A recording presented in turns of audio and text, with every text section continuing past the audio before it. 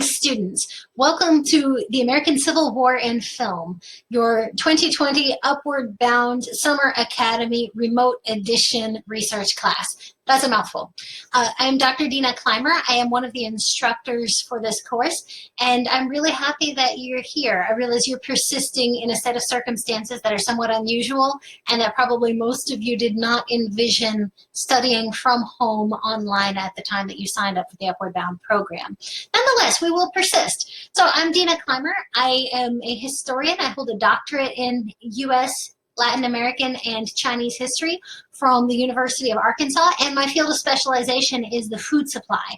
I have taught the U.S. Civil War class several times, and I've thoroughly enjoyed it, and I look forward to getting to share my knowledge of that war with you over the course of the next 6 weeks. I'm a big food enthusiast. I love eating. I can be creative about it. I can enjoy cooking, things like that, but I love adventurous and unusual foods, so I may work that into discussions from time to time. I also have 2 cats that may wander across the desk periodically as we are enjoying our time together, and I will probably find myself unable to ignore them. I actually have a 3rd cat, but she doesn't walk across the desk, so she doesn't enter into this too much.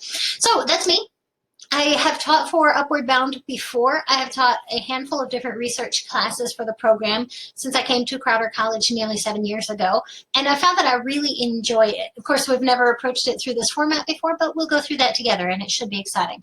So there are a handful of things that you guys have probably already been asked to look at, so I'm going to jump over here, and we're going to just kind of introduce you to a couple of things in Blackboard that I want to make sure you're aware of, and then after that, we're going to talk about the class and the syllabus and the final project just a little bit. So first of all, getting into Blackboard, I realize you have already done this thing. That's why you're able to view this video. But nonetheless, I'm going to show you really quickly if you need to set up a permalink to Blackboard instead of going through the Crowder homepage. You can do that by going to crowder.blackboard.com. And what that does, crowder.blackboard.com is actually hosted on the Blackboard site, not on the Crowder site, which means that if crowder.edu won't load to give you that link, that's okay. This is still going to work. So I encourage you to kind of, at least if it's not your preferred method of accessing Blackboard, y'all, that's your business. I am not going to micromanage you. But definitely take the time to just make a mental note of this. So if the Crowder website is ever down for maintenance or something, you will still have access to Blackboard. So that's that. I'm going to go ahead and sign out here so that we can go through the whole process really quickly. This is roughly what your landing page is going to look like at crowder.blackboard.com. And you should have been given login information already. I mean, you are viewing the video. You got in here. So when you log in, you'll go over here. You should have a few classes because you are in the entire Summer Academy. But if you go here to Upward Bound American Civil War and Film, this is our landing page. And as you can see, we've got this fantastic artwork provided to you by the illustrious Dr. David Schiffler. And this has our contact information for Dr. Schiffler and for myself. It has the date range of the course and some other information here for you. So one of the things I want to make sure that you're aware of, this is a course syllabus. I'm going to just move my bubble here. Whee! There I am in the middle. Fun. Okay, so some of your high schools use a syllabus and some of them do not. I'm not going to put you in the position to assume that you know what one of those is because a lot of schools don't use them at the high school level. But basically, this is a college thing.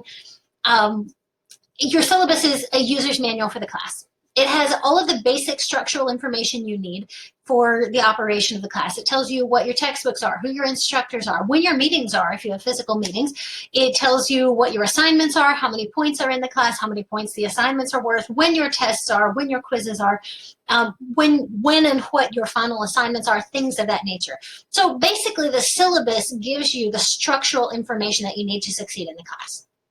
The reason that I tell you this is the tendency is to get into a class 2 weeks, 3 weeks, and then realize you have a question. We have a quiz. Is that due tonight or is that due Sunday night? I'm not sure. Now, the impulse tends to be to take sort of a helpless approach and to contact the instructor and say, hey, Dr. Clymer, when is our quiz due? Well, see, the thing is, I'm nice. I will probably answer that email because I'm nice, but I'm also old, so I go to bed by like 9:30, 10 o'clock. So it may be 5 o'clock in the morning when I open that email and answer it. And, of course, you're young, so you're probably in bed at 5 o'clock in the morning. So now we've got this massive, many hour-long gap between you asking me and me answering you.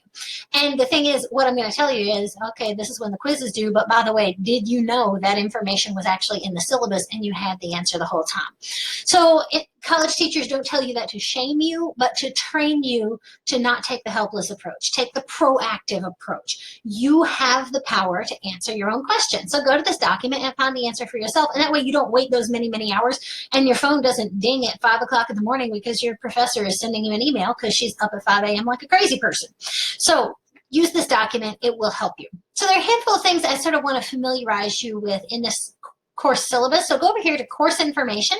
In Blackboard, the syllabus is the very top document. So this is 5 pages long, all of it scintillating reading, but some of it pictures. So you're going to be just fine.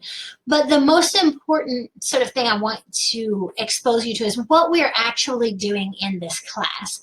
Because this class is an interesting sort of hybrid. Yes, we're studying the Civil War and we're studying the history of the Civil War. But the thing about films is we weren't making those during the Civil War. We were barely making photographs during the Civil War. So famous important ones, but it wasn't widespread technology like it is today.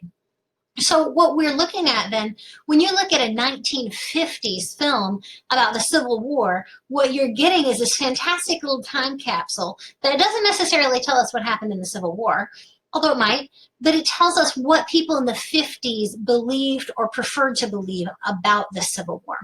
And so what this deals with is a concept called historical memory or historical interpretation. And the thing about memory and interpretation is they aren't always tied directly to historical fact. Memory is a field of study all of its own. And I'm sure you can relate to this. Think about some experience that you've been through that maybe you went through with other people, brothers and sisters, or a group of your friends maybe, and maybe you look back on that thing, you have a really positive sort of memory of it. Hey, that was a really good time. I said this to my little brother before, you know, hey, remember when we used to dress you up like a girl and take pictures of you?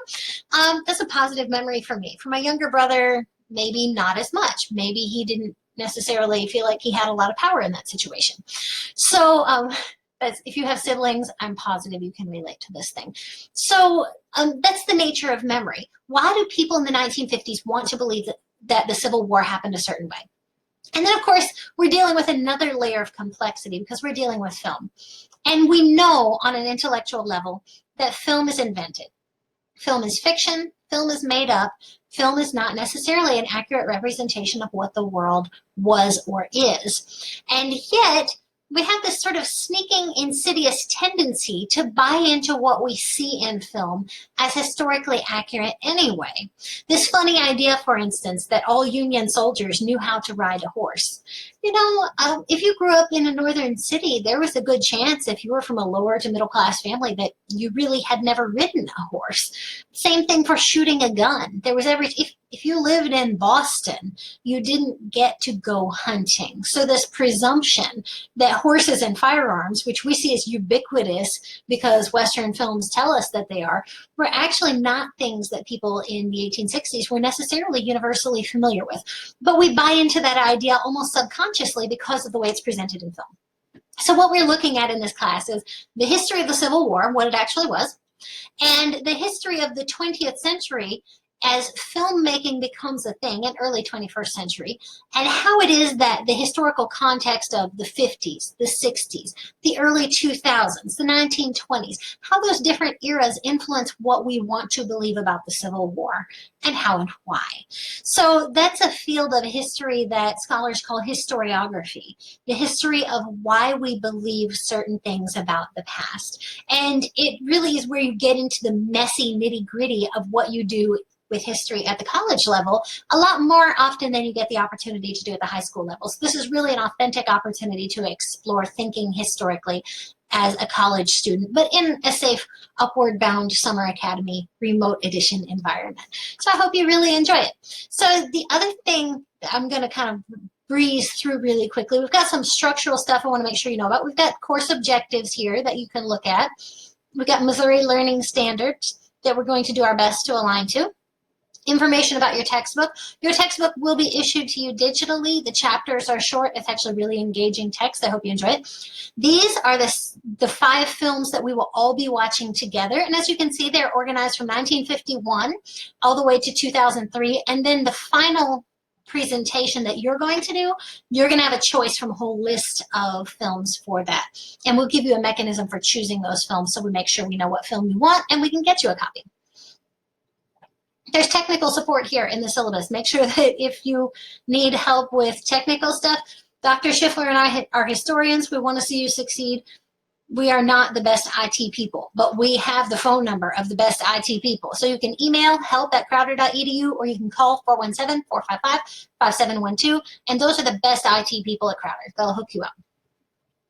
This shows you the points breakdown. As you can see, there are 5 quizzes. Those quizzes will be given to you weeks 1 through 5. There's no quiz for week 6. They're worth 10 points each. That makes up a quarter of your total grade. There are 10 discussion board posts that are required, and Dr. Schiffler has given you very clear instructions about what those discussion boards should entail. Yeah, or neato, or sick are probably not going to cover it. You're going to want to make robust posts that fully demonstrate that you understand what's going on with the films. And then you'll do a final presentation that is by itself worth a quarter of your grade, 50 points. And then your grading scale here. So that discussion board suggestion set of recommendations is here. You can find them in your syllabus. There's a course calendar down here. This course calendar tells you week by week everything you're supposed to do and every due date. So this is designed to keep you on task. I highly recommend that you take a physical copy of this and put it somewhere you can see it. Put it somewhere, if you're somebody who struggles with accountability, which I'm not going to lie, sometimes I'm that person, I'll put it where my husband can see it. And then if I find that I haven't lifted weights for 2 weeks and I was supposed to be lifting weights 3 times a week, my husband's going, hey, why haven't you crossed any workouts up here for a while? That's weird. So give yourself an accountability partner if you need to. That's a really fantastic way to keep yourself on task. Stick it where a nagging brother or sister or where a concerned parent can see it, and cross stuff off as you do it. That way you've got somebody to kind of remind you to stay accountable. But the schedule gives you all of the due dates that you're going to need. So the other thing that I'm going to show you really quick